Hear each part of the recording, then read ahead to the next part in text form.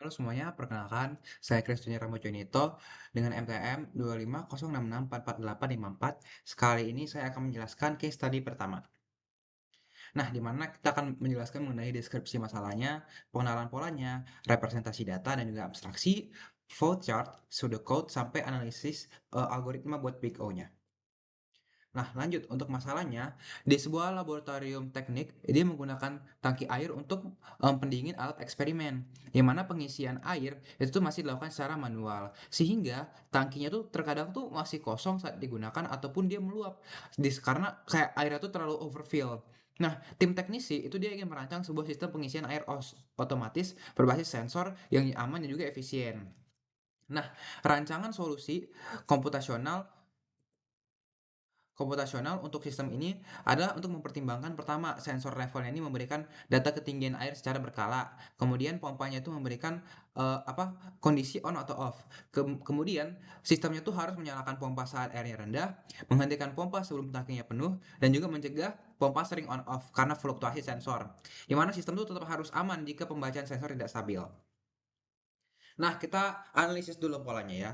Untuk repetition atau loop-nya, nah kita bisa lihat di pola pengambilan datanya, sistem itu harus membaca data dari sensor level air secara berkala. Misalnya untuk setiap beberapa detik untuk memantau kondisi tangki agar kita tuh tahu oh sekarang ada di udah berapa nih airnya nih, udah berapa banyak airnya. Jadi harus dibaca secara berkala. Kemudian ada siklus operasional, di mana pola cek level.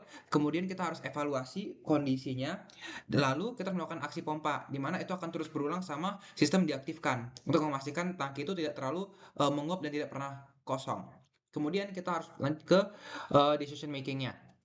Di mana pertama, pola aktivasi pompa. Harus ada pola di mana setiap kali air itu berada di bawah batas atau low level dan juga sistemnya itu memberikan instruksi untuk menyalakan pompanya di saat dia low level dan juga pola deaktifikasi pompa. Sebaliknya, terdapat pola di mana setiap kali air itu mencapai batas level yang aman ataupun kayak batasnya mau udah penuh, sistem itu harus mati. Nah, kemudian kita lanjut ke pola fluktuasi dan juga stabilitas, di mana ini nih kayak mengidentifikasi adanya pola gangguan. Di mana pertama pola fluktuasi sensornya. Kadang itu ada keteraturan di mana pembacaan sensor itu bisa tidak stabil karena riak air kan bisa terjadi kan airnya itu bergelombang yang dapat menyebabkan pompanya itu mati hidup atau kayak flickering. Nah, pencegahannya apa? Untuk mengatasi hal ini, kita harus mengenali pola kebutuhan atau rentang rentang tunggu atau jeda waktu. Di mana sistem itu kayak nggak langsung bereaksi pada perubahan kecil. Dia harus menunggu kayak sampai datanya itu kayak stabil pada ambang batas. Lalu dia mengambil datanya sebelum mengubah status pompanya tersebut. Nah, lanjut. Ini untuk representasi data abstraksinya.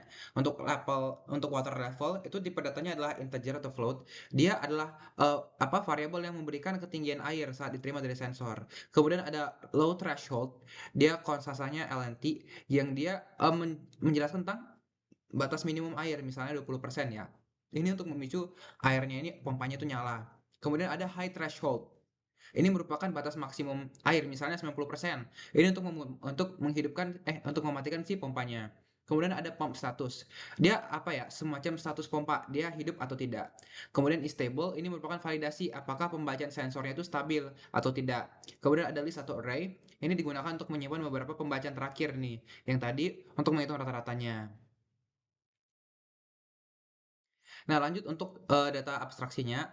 Nah, pertama ambang batas atau threshold. Itu tuh perlu ditentukan kapan aksi dimulai dan juga dihentikan tanpa memantau apa setiap sentimeter perubahan secara manual. Kemudian kondisi biner pompa, di mana pompa diabstraksikan itu hanya memiliki dua kondisi on ataupun off, di mana dia harus mengabaikan variabel seperti tegangan listrik ataupun kecepatan putaran mesin. Kemudian stabilitas data. Nah, data tuh dia harus fokus apakah angka yang masuk akal. Dia tidak boleh melonjak drastis gitu. Kemudian untuk detail relevan itu harus dihilangkan. Misalnya dimensi dan juga warna tangki. Ukuran fisik atau warna tangki itu tidak mempengaruhi logika pemrogramannya. Kemudian merek peralatan. Nah, peralatan sensor itu seharusnya tidak berhubungan ya, tidak relevan dengan fungsi datanya. Dan juga lokasi. Posisi laboratorium teknik itu tidak terlalu berdampak pada algoritmanya dan juga cairannya. Selama cairan itu memiliki level yang bisa dibaca pada sensor, maka komposisi kimia air atau itu bisa dihitung gitu. Lanjut, ini untuk flowchart-nya. Nah, ini merupakan flowchart untuk sistemnya, di mana kita mulai. Di saat kita mulai, maka dia akan membaca sensor airnya. Oh, lanjut nih, apakah is water level is low? Nah, ini nih misalnya nih kayak eh, contohnya kondisi airnya adalah 20%, di bawah 20%. Itu artinya kan sedikit kan? Maka di saat dia kondisi airnya sedikit, dia akan menghidupkan si pompanya, maka airnya itu akan nyala. Tapi di saat misalnya nih airnya itu sudah ada di angka 90%, maka dia akan mematikan si pumpnya. Dia akan tunggu dulu kan, menunggu sampai untuk menghentinya nih, stopnya. Di saat dia misalnya water levelnya tuh ternyata banyak gitu kan, dia bakal mati. Misalnya nih kita lanjut ke water level yang rendah kan. Nah, itu bakal diisi pompanya dari 20% naik misalnya ke 90% nih kan.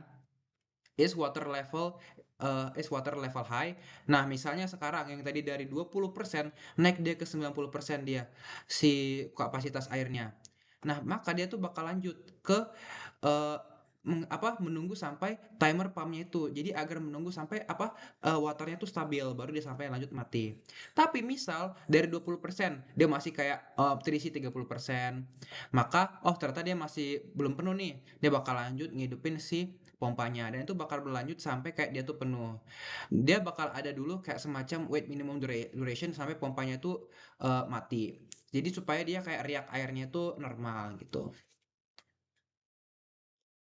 Dan ini buat pseudocode-nya, ini deklarasinya ada level air tuh float, kemudian batas bawahnya misalnya kayak di bawah 30%, batas atasnya di atas 90%.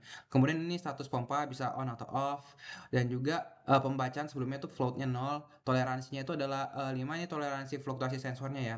Dan juga delay waktunya misalnya 2 per detik gitu. Di mana pertama dia akan membaca data sensor, data airnya. Kemudian kedua dia bakal cek stabilannya nih, apakah level air pembacaannya atau sebelumnya itu kayak sesuai dengan toleransinya. Maka sensor itu stabil. Jika tidak sesuai, maka dia kayak sensor tidak stabil, dia bakal ngulang lagi membaca sensor.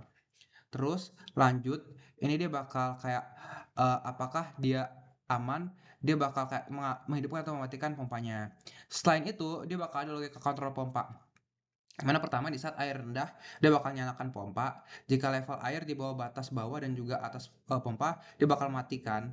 Ditulis nyalakan air rendah. Tapi dua di saat airnya hampir penuh, maka matikan pompa. Maka dia bakal matiin si pompanya supaya dia nggak boros gitu kan, nggak tumpah. Di antara batas tidak ada ubah status gitu kan on atau off terus gitu. Kemudian tulis status pompa tetap dan lanjut ke pembacaan sebelumnya level air dan juga delay kayak setiap pembacaan agar dia sesuai. Kemudian lanjut ke analisis algoritma Big O. Ini identifikasi dulu proses sistemnya kayak handover, tag building. Nah, pertama dari sensor membaca ketinggian air secara berkala. Kemudian harus dicek tuh kondisinya, apakah airnya rendah atau pompanya on, hampir penuh pompanya off. Sistemnya harus mencegah dia on off berkali-kali. Sistemnya itu harus tetap aman jika sensor tidak stabil. Artinya algoritmanya itu kayak tidak loop gitu secara berulang-ulang. Dimana dalam satu siklus loop itu dia bakal ada kayak satu kali pembacaan sensor, 1 sampai 2 kali perbandingan kondisi dan juga 1 kali on atau off. Jadi kayak kita tuh bisa simpulkan total per iterasinya adalah T1 sama dengan O1. Nah, dalam sistem real time, input itu nggak menunjukkan data statis, tapi dia menunjukkan jumlah siklus pembacaan sensor. Jadi, N itu adalah jumlah iterasi loop gitu, di saat waktu sistemnya berjalan. Di mana total waktunya itu adalah sama dengan N dikali O1. Jadi total waktunya sama dengan ON. Di mana variabel yang kita gunakan adalah pertama level air, status pompa, dan juga buffer kecil untuk stabilitas. Di mana semua konstannya itu ada SN sama dengan O1. Sekian dari pemaparan saya, terima kasih.